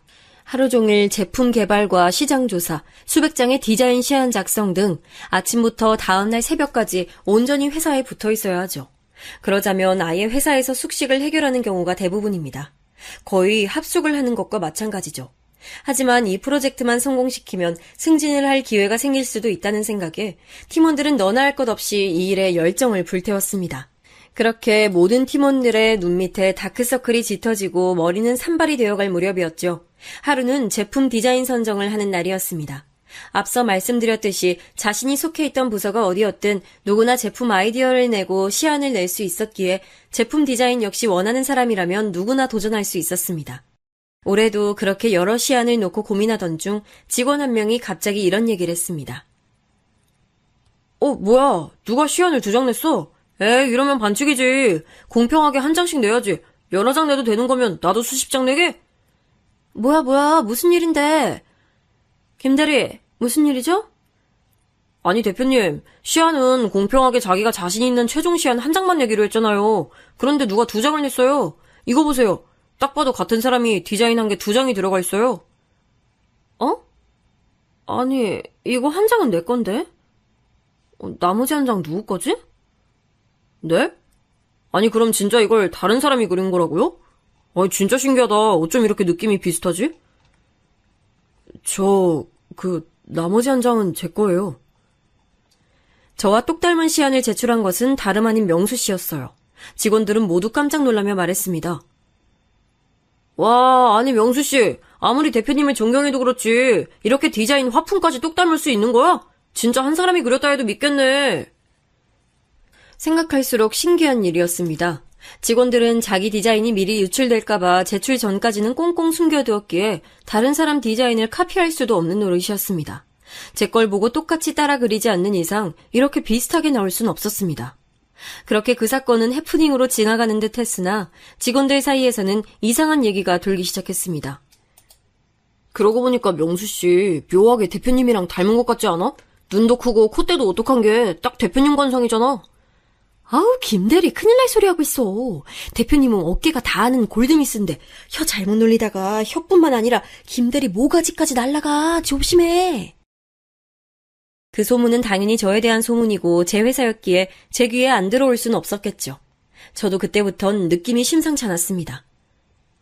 설마 아니겠지. 그렇게 찾아 헤맬 땐 못 찾았는데 여기서 이런 식으로 만난다고? 아닐 거야. 잠시 이런 생각이 스쳐 지나가기도 했지만 신제품 개발 강행군이 계속되는 상황에서 언제까지 이 생각을 붙잡고 있을 수는 없었습니다. 저는 다시금 회사 일에 매진할 수밖에 없었지요. 그렇게 모두가 힘써 일궈낸 프로젝트가 마무리되고 신제품 출시를 위한 모든 물밑 작업이 완료됐습니다. 최종 디자인은 명수 씨의 디자인이 선점됐고 프로젝트 마무리를 축하하는 회식 자리에서 저희는 다시 한번 얘기를 나눴습니다. 명수 씨 축하해. 처음 일하는 거 볼 때부터 감각이 남다르다 했는데 결국엔 한 건 해내네? 감사합니다, 대표님. 다 대표님께서 도와주신 덕분입니다. 그런데 명수 씨는 고향이 어디야? 우리가 그동안 일만 하느라 개인적인 스토리는 서로 하나도 모르네? 저 태어나기는 한국에서 태어났는데 태어나자마자 미국으로 입양됐어요. 저를 길러주신 부모님은 미국에서 이민 생활하시던 한국 교포셨는데 제가 중학생 될 때쯤 한국이 그립다고 하셔서 다시금 한국으로 돌아와 살게 됐어요. 그래서 중고등학교랑 대학교는 다 한국에서 나왔습니다. 입양? 입양이라고? 그랬구나. 명수 씨도 참 사는 게 쉽지 않았겠네. 아니에요. 저희 양부모님이 둘 다 얼마나 좋으신 분인지 자라면서 사랑 많이 받고 자랐어요. 제가 입양됐다는 것도 나중에 다 커서 알았어요. 그땐 정말 어찌나 깜짝 놀랐는지. 명수 씨는 이 말을 하면서 동시에 이마를 덮고 있던 앞머리를 쓸어 올리는데 이마 한켠에 무언가 익숙한 점이 보였습니다. 저는 명수 씨 이마에 그 점을 보자마자 순간 얼음이 됐습니다. 설마 진짜 명수 씨가? 혹시나 정말 제가 그토록 찾던 아들이 아닐까 하는 생각이 머릿속을 스쳐 지나갔습니다.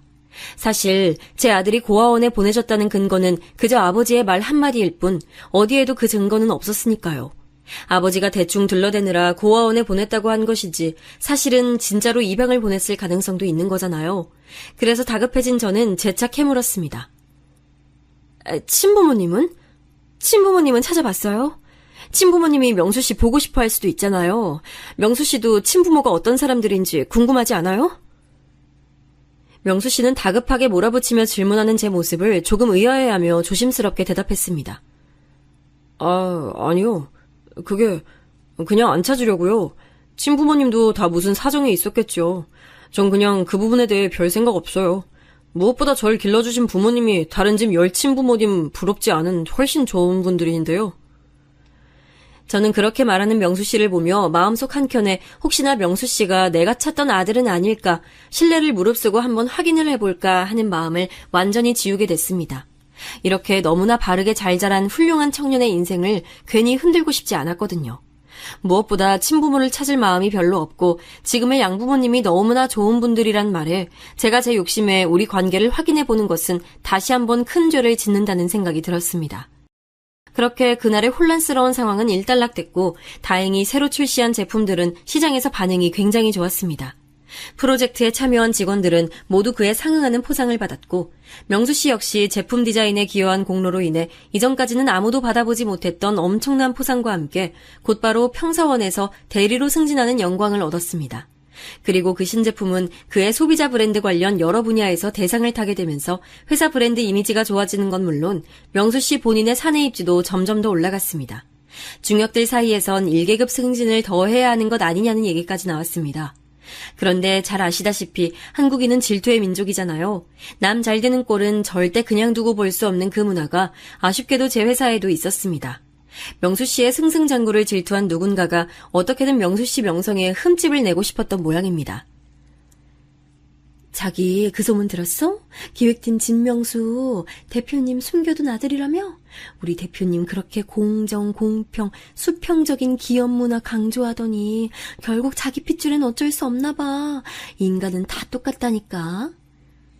어머, 그게 정말이야? 그러고 보니 이상하게 닮긴 했어. 나랑 친한 김대리, 이번 신제품 개발 프로젝트 팀원이었잖아. 김대리한테 들었는데 글쎄, 디자인 시안 블라인드 테스트를 하는데 대표님 시안이랑 진명수 씨 시안이 마치 한 사람이 그린 것처럼 느낌이 너무 똑같더래.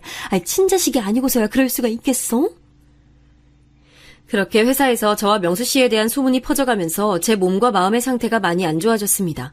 명수 씨와의 일은 그냥 저 하나만 묻어두고 살면 될 일이라고 생각하고 묻어두며 살려고 했는데 밤마다 꿈에 떠나보낸 아기가 나와서 울부짖었습니다. 어떤 날은 꿈속에서 아기의 이마에 난 작은 점이 점점 커지더니 엄청난 크기의 바위가 되어 저를 짓누르기도 했습니다. 심지어 일상 중에도 헛것이 보이기 시작했습니다.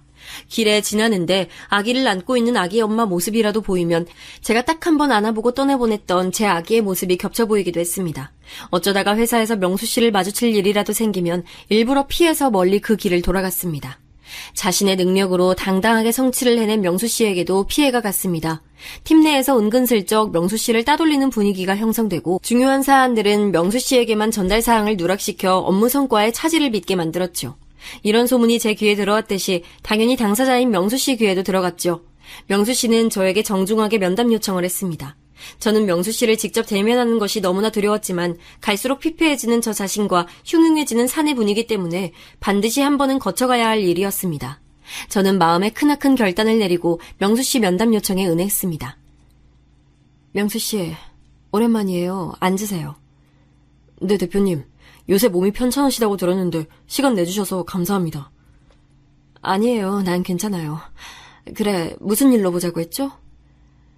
저에 대해 사내에서 돌고 있는 소문, 대표님도 당연히 알고 계실 거라 생각합니다. 저는 정말 한 점 부끄럼 없이 제 능력으로 성취해낸 결과고 앞으로도 실력으로 사내에서 제 입지를 다져갈 자신이 있습니다. 그런데 이런 괴소문 때문에 업무에 차질이 생기니 조치를 좀 취해 주셨으면 좋겠습니다. 조치 당연히 취해야죠. 그런데 명수 씨. 네, 왜 그러세요, 대표님? 만약 그 소문이 사실이라면요? 그런 생각은 한 번도 안 해봤어요? 네, 대표님? 지금 무슨 말씀하시는 거예요? 저 지금 심각한 상황입니다. 저 놀리지 마세요. 저 장난치려고 이 자리에 온 거 아닙니다. 잠깐만 진정하고 내 얘기 좀 들어봐요. 저는 그 자리에서 명수 씨에게 지나온 저의 인생 이야기부터 해서 어린 날 실수로 아기를 가지게 되고 그 아기를 떠나보내게 된 사연까지 빠짐없이 털어놨습니다. 그 이후에 회사에서 마주한 명수 씨가 이상하게 낯이 익었던 것도, 처음 악수한 날 기절한 것도, 디자인 시안 사건도, 거기다 결정적으로 이마에 난 그 점이 명수 씨가 내 아들이라는 증표라고 솔직하게 얘기했습니다. 그러나 너무 잘 자라서 올바른 사회인으로 우뚝 선 명수 씨를 흔들고 싶지 않았고 명수 씨를 너무 잘 길러준 양부모님께 큰 죄를 짓는 일이라 생각했다고요.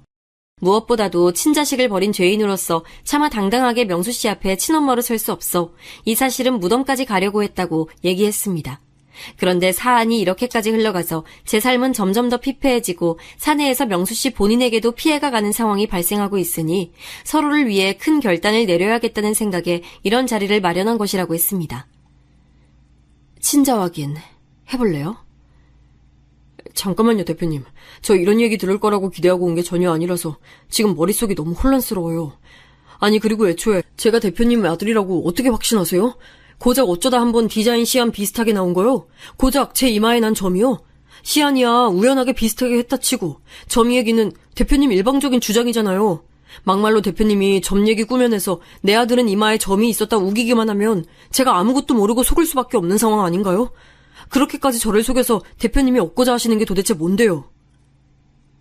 명수 씨, 내가 하고 싶은 질문을 명수 씨가 아주 적절하게 그대로 해주네요.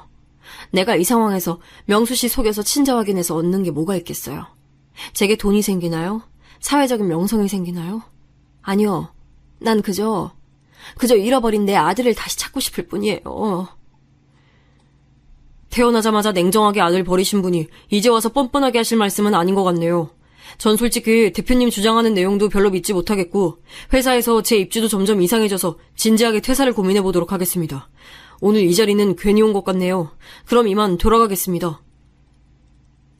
제가 용기 내어 친자 확인에 대한 제안을 했으나 명수 씨는 너무나 큰 충격과 혼란에 휩싸여서인지 제게 모진 말을 내뱉고선 도망치듯 그 자리를 떠났습니다. 명수 씨가 떠나간 그 자리에서 저는 한참을 울었습니다. 그 이후로 명수 씨를 꽤 오랫동안 회사에서 마주칠 수 없었습니다. 아마 어쩌면 제가 그랬던 것처럼 저를 피해 다니고 있을 수 있다는 생각이 들었습니다. 게다가 이대로 회사를 그리고 제 곁을 영영 떠나버릴 수도 있겠다는 생각이 들어 가슴이 찢어지는 줄만 알았습니다. 그 와중에 저와 명수 씨에 대한 소문은 점점 더 거세져서 대놓고 비아냥거리는 글들이 유명 사내 익명평가 어플리케이션에 올라오기도 했습니다. 수평적 기업 문화 강조하더니 결국엔 다 지 자식한테 성과 몰아줌. 일부러 남인 척 친아들 위장 취업시켜놓고 초고속 승진하는데 그러면 누가 모를 줄 아나? 대표 머리 은근히 안 돌아가는 듯. 이런 식으로 사내 분위기가 흉흉해지다 매출에도 타격이 왔습니다. 코스닥 상장 또한 점점 더 요원해져만 갔습니다. 하지만 이런 게 바로 업보구나 하는 생각에 받아들일 수밖에 없었죠. 사실 명수 씨가 제 아들일 수 있다는 확신에 가까운 느낌이 든 이후부터는 회사에 어떻게 되든 아무런 상관이 없었습니다. 잃어버린 제 아들을 되찾을 수만 있다면 이깟 회사 따위 헐값에 아니 공짜로 누군가에게 넘겨줄 수도 있겠다는 생각이 들었습니다. 제가 그토록 사회적으로 성공하려 했던 가장 큰 동기는 아들을 되찾기 위해서였으니까요. 그런데 제 아들임이 거의 확실한 사람이 눈앞에 떡하니 있으니 이깟 회사가 다 무슨 소용이겠어요. 그래서 저는 회사고 뭐고 이러다가 제가 병이 나서 죽겠다는 생각이 들어 조용히 명수 씨를 따로 찾아갔습니다. 다시 한번 정중하게 친자 확인을 제안하기 위해서였죠. 명수 씨가 야근을 마치고 근처 지하철역으로 들어가려는 찰나 급하게 붙잡았습니다. 아니 대표님, 갑자기 여긴 어떡해? 명수 씨, 나랑 얘기 좀 해요. 잠깐이면 돼요. 저는 당황해하는 명수 씨를 붙잡고 근처 커피숍으로 향했습니다. 명수 씨, 내가 왜 왔는지 짐작하죠?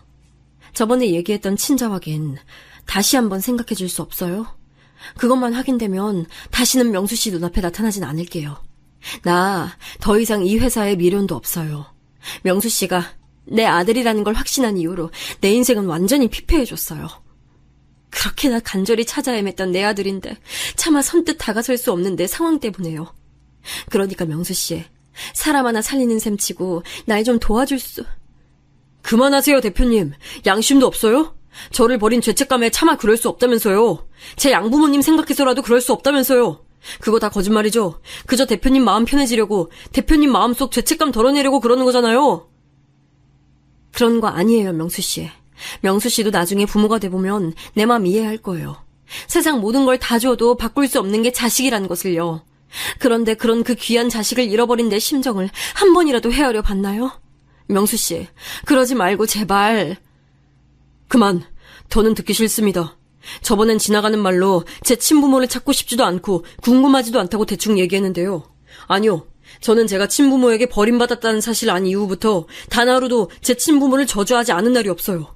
결국엔 다 자기들 편의를 위해서 날 버린 거면서 이제 와서 먹고 살만하니까 어떻게 좀 되찾아서 본인 마음 편해지고 아 이제 부모 노릇했다 뭐 그러고 싶으세요?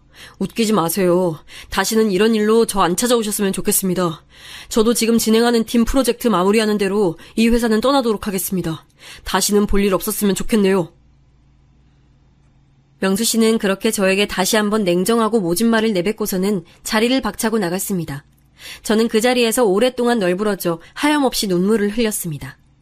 이제 제 인생에서 남은 마지막 희망이 사라져버렸으니 그날로 제 주변의 모든 것들을 정리하기로 했습니다. 경영 일선에서 완전히 물러나고 저의 지분을 다 팔아서 사회에 환원한 뒤 저 멀리 어느 이름 없는 암자에 들어가 비구니가 될 생각이었습니다.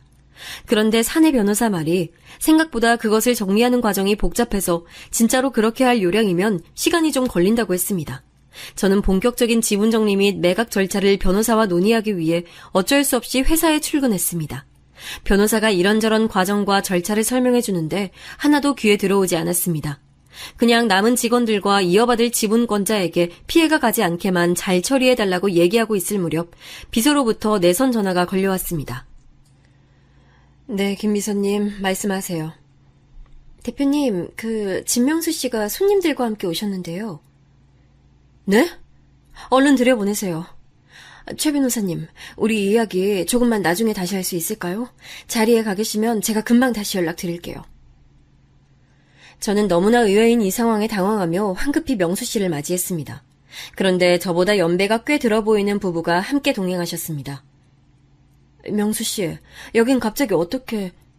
아니, 그보다 이분들은 누구시죠? 안녕하세요. 저희는 명수 양부모 되는 사람들입니다. 명수에게 모든 얘기를 다 듣고 이렇게 찾아뵙게 됐습니다. 실례가 안 된다면 잠시 시간 내주실 수 있을까요?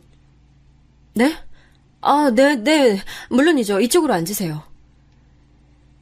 다시는 저를 안 볼 것 같던 명수 씨가 갑작스레 양부모님을 모시고 저를 찾아온 이 상황이 저는 심히 당황스러우면서도 한편으론 알 수 없는 기대감이 꿈틀대기 시작했습니다.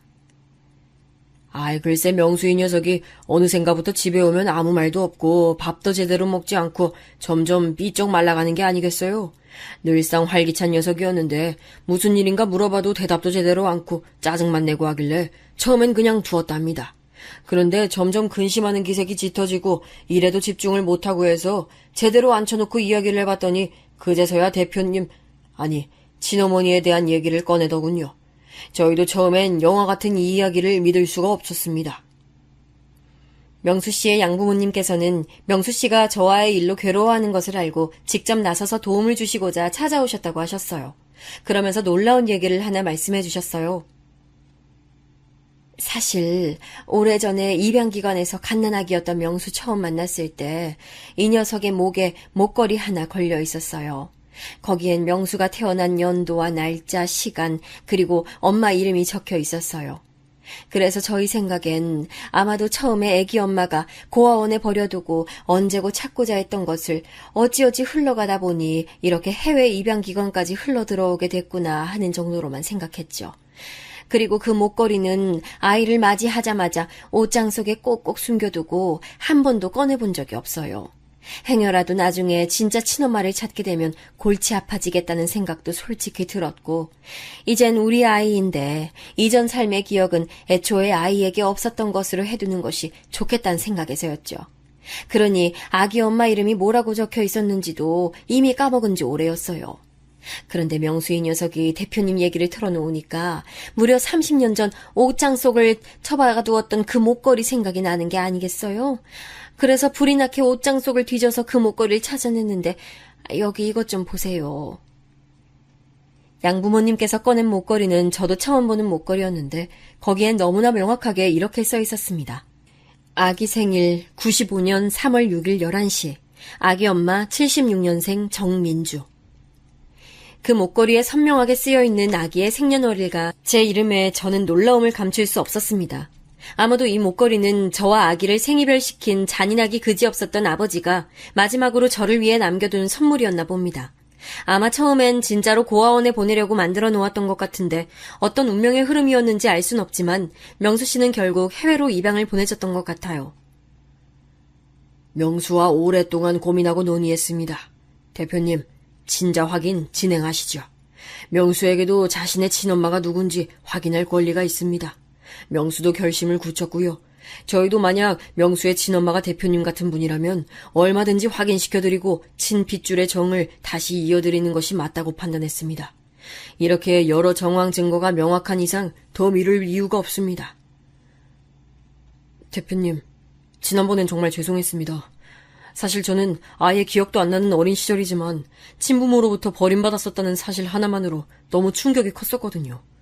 그런데 막상 그런 친엄마를 이렇게 마주한다는 생각을 하니까 그동안 양부모님 밑에서 열심히 살아왔던 제 인생 전체가 어디론가 없어지는 느낌이 들어서 더 못되게 대표님께 얘기를 했던 것 같아요.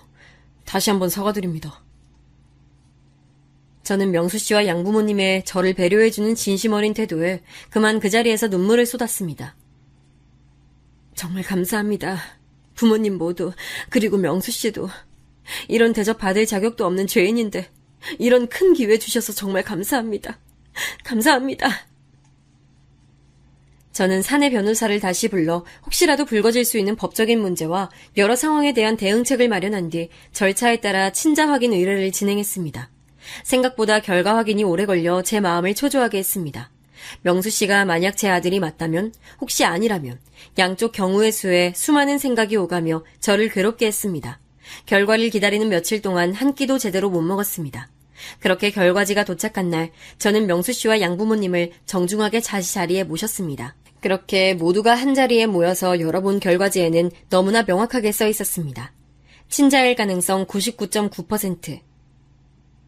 명수 씨, 아니 내 아가 정말 내 아들이 맞구나. 대표님, 아니 제가 어떻게 불러야 하는 거죠? 세상에. 내 아가 이리 와. 한 번만 안아보자. 30년을 찾아 헤맨 제 친아들이었습니다. 마음 한켠에 늘 큰 구멍을 낸 채로 천륜을 저버렸던 저에게 내린 오랜 저주가 풀리는 순간이었습니다. 그렇게 저는 제 친아들을 안고서 하염없이 울었습니다.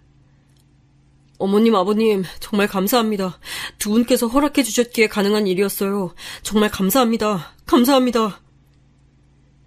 저는 그 일이 있고 양부모님과 아들의 동의를 얻어 사내 게시판에 저와 아들의 모든 이야기를 빠짐없이 다 공개했습니다.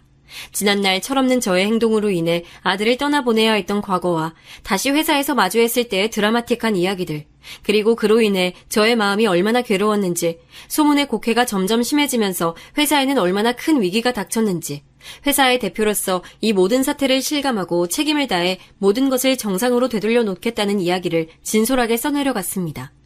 저의 그 글이 올라온 후 사내는 난리가 났습니다. 위장 취업이니 의도적으로 친아들에게 성과를 몰아준다느니 하는 소문은 온데간데 없이 사라지고 제 어린 날 실수에 대한 동정 여론과 함께 영화보다도 더 영화 같은 저와 아들의 이야기에 눈시울을 붉히는 직원들도 많았습니다. 그와 동시에 사내외 여론도 다시 좋은 쪽으로 해결이 되면서 매출은 정상 궤도에 올라섰습니다. 그렇게 평생에 걸쳐 저의 삶을 짓눌러 오던 큰 숙제가 해결이 됐습니다. 이제 저의 삶에 남은 더 이상의 여한은 없었습니다. 신기하게 그 일이 해결이 되니까 회사를 정리하려고 했던 마음도 싹 사라지고 오히려 더 힘을 내서 일을 하게 됐습니다. 이제 남은 삶 동안 내 일에만 집중하면서 아들의 앞날을 위해 무운을 빌어주는 일만 남았다고 생각했습니다. 그렇게 모든 것이 일단락됐을 무렵 아들은 다시금 제 사무실로 찾아왔습니다. 대표님, 저 이거. 아들이 내민 것은 다름 아닌 사직서였습니다. 아니, 명수야. 갑자기 왜 그래? 회사에서 또 무슨 힘든 일 생겼니? 말해봐봐. 아니요. 사실 오래전부터 제 브랜드를 꼭 런칭해보고 싶었거든요. 그런데 이렇게 대표님과 관계도 밝혀지고 제가 이 타이밍에 회사를 떠나는 게 가장 적절하겠다라는 생각이 들었어요. 절대 불편하거나 그래서 떠나는 거 아니니까 혹시라도 오해는 하지 마세요. 사실 팀장님한테 제출하는 게 절차상 맞지만 그래도 직접 얼굴 마주보고 말씀드리는 게 맞는 것 같아서 이렇게 찾아왔어요. 대표님과 저와의 관계를 떠나서 한 사람의 사원으로서 이 회사에서 정말 많은 걸 배웠습니다. 그동안 정말 감사했습니다, 대표님. 영영 이별하는 거 아니니까 너무 걱정 마세요. 그리고 이제는 엄마라고 불러도 되죠? 그럼 되지. 되고 말고. 아유, 우리 아들. 엄마가 미안해. 새로 일 시작하는데 도울 거 있으면 얼마든지 얘기해. 이 엄마가 다 도와줄게. 다 해줄게. 갑작스러운 아들의 퇴사 통보가 반갑진 않았지만 길게 생각해보면 아들을 위해서도 회사를 위해서도 그리고 저를 위해서도 그렇게 하는 것이 맞다는 생각이 들었습니다. 오히려 아들이 뒤늦게 찾은 친엄마의 그늘에서 덕을 보려고 하지 않고 자신만의 왕국을 건설하러 떠나는 모습을 보면서 차라리 잘된 일이라고 생각했습니다. 어릴 때 헤어진 트라우마 때문인지 자꾸만 아들이 나서는 뒷모습에서 다시 또 못 보는 것은 아닐까 불안한 마음에 눈물이 앞을 가렸지만 온전히 응원하는 마음만을 남긴 채 그렇게 회사에서 떠내보내주었습니다. 그렇게 회사를 떠나 창업을 한 아들은 정신없이 바쁜 일상을 보내는 중입니다. 누가 제 핏줄 아니랄까봐 제품에 대한 감각과 경영 센스는 저를 꼭 닮아서 굳이 제가 도와주지 않아도 업계에서 탄탄히 자리를 잡아가는 중입니다. 양부모님이 계시기에 제가 차마 먼저 연락을 할 염치가 없어 연락을 못하고 있으면 센스 있는 아들이 제게 먼저 문자로 안부를 묻곤 합니다. 엄마, 잘 지내시죠? 엄마 회사에서 배운 것들이 저를 점점 더 성장하게 만드네요. 또 일한다고 점심 거르지 마시고 식사 잘 챙겨 드세요. 사랑해요. 엄마, 저희 회사 요번에 신제품 출시한 거 반응이 아주 폭발적이에요. 우리 이제 엄연한 경쟁업체입니다. 엄마 회사처럼 커질 때까지 열심히 달릴게요. 점심 잘 챙겨 드세요. 남들에게는 그저 흔한 안부 문자일지 몰라도 저는 아들에게서 이렇게 한 번씩 문자를 받을 때마다 하염없이 눈물이 주르륵 흘러내립니다. 이렇게 못되고 철없는 애미에게서 어쩜 이렇게 바르고 착한 아이가 태어났는지 감격스럽기도 하고 제 남은 생에서 친아들과 문자를 주고받는 이런 소소한 행복을 누릴 것이라고는 전혀 생각지 못했기 때문입니다. 천륜을 저버린 제가 이런 행복을 누려도 되는 걸까요? 가끔은 많이 불안해집니다. 어느 순간 아들이 또 멀리 떠나버릴까봐 한없이 무서워질 때가 있습니다. 이런 제 마음 또한 제가 저지른 업보 때문이겠죠. 하지만 이제 저에게는 스스로 선택을 하고 그것을 지켜낼 힘이 있기 때문에 남은 인생 제 아들의 행복만을 바라며 살아가려고 합니다. 제가 준비한 사연은 여기까지입니다. 그럼 좋은 하루 보내세요.